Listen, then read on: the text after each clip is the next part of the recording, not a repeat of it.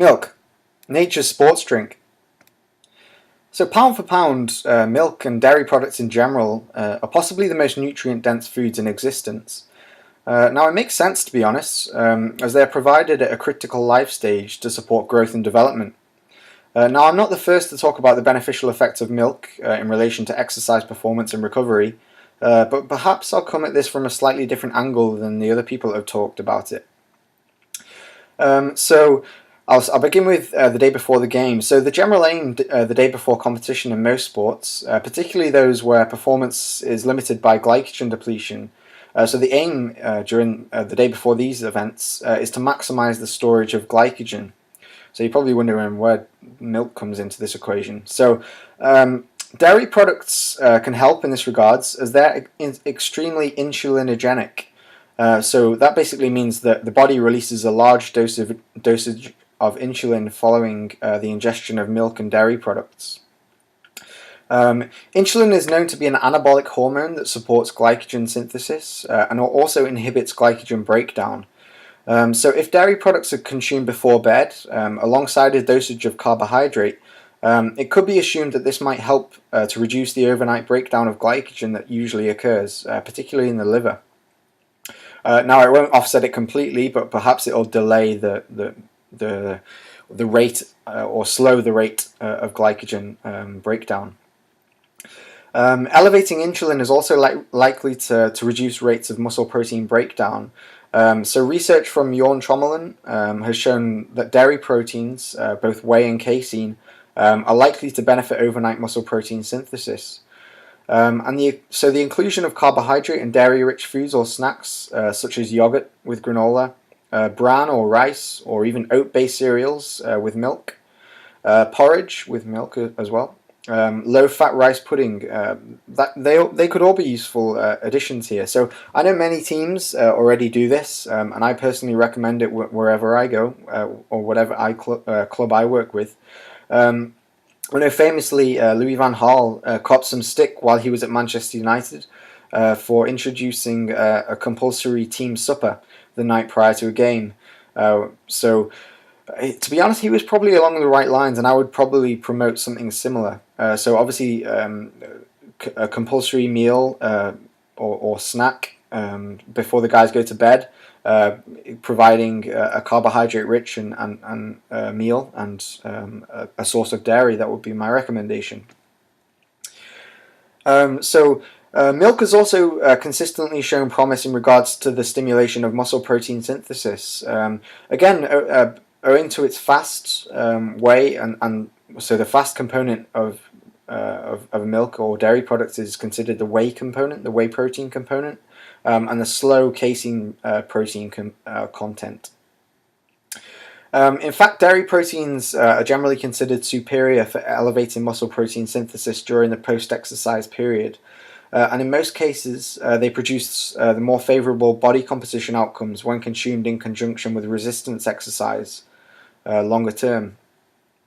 So when compared with beef protein, however, dairy results in more rapid elevation in protein synthesis, but over a 5-hour period, there's little difference in the average rates of protein synthesis. So ultimately the dosage, the absolute dosage of leucine and the absolute dosage of protein, that's likely the most important factor and most significant factor, independent upon the source. But milk and dairy derived proteins have shown consistent benefits because obviously the whey component will be absorbed and digested quickly, so that will obviously serve to increase or elevate muscle protein synthesis quite rapidly.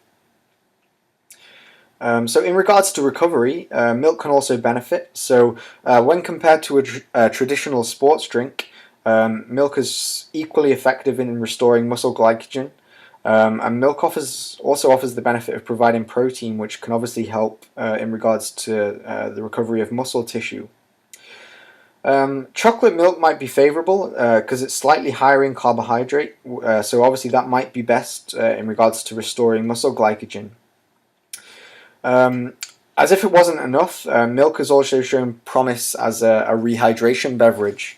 So in the 4 hours following exercise, fluid balance and fluid retention following milk consumption is generally as good, or if not better, than all other options, including traditional sports drinks, water, and even orange juice. This is likely because it has a considerable electrolyte content, and it obviously has a greater nutrient density. So that basically, the greater nutrient density slows down the digestion and absorption of the fluids within milk. So basically, when large volumes of fluid are ingested and absorbed rapidly, blood volume increases rather quickly as well. So that basically reduces plasma osmolality and arginine vasopressin release, and that actually stimulates urine production. So you get less, and that also stimulates less resorption in the nephron. So obviously, if you can slow the rate of absorption of a fluid, you're likely to result in greater fluid retention, which is the case in dairy or milk, perhaps. Dairy products, they're also the best provider of dietary calcium. So it's thought that dairy products provide calcium with ensured absorption owing to the bioactive compounds found within, particularly the lactose content. Many people actually believe that the pasteurization of milk kills the milk, or in some way, but to be honest, that's completely false. So the only nutrients that change significantly are vitamin B12 and vitamin E. And to be honest, pasteurization is the only way of ensuring the safety of products. Consuming it in any other way, so like the raw form of dairy, in my opinion, that's stupid. So given the nutrient density, it's unsurprising that dairy products have consistently shown benefits in regards to health alongside performance.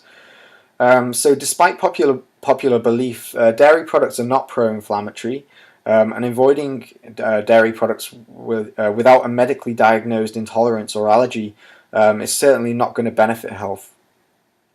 There's even some suggestion that dairy, or the calcium content within dairy, could have a partitioning effect, driving nutrients towards oxidation rather than storage. But to date, there's no strong evidence to support that notion.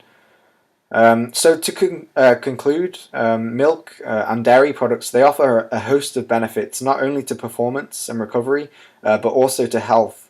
So obviously they should be consumed as part of a balanced diet. One thing I would note is recently it's become rather trendy to eliminate foods from the diet, but remember that an inclusive diet is by far and away more healthier than an exclusive diet, and it always will be.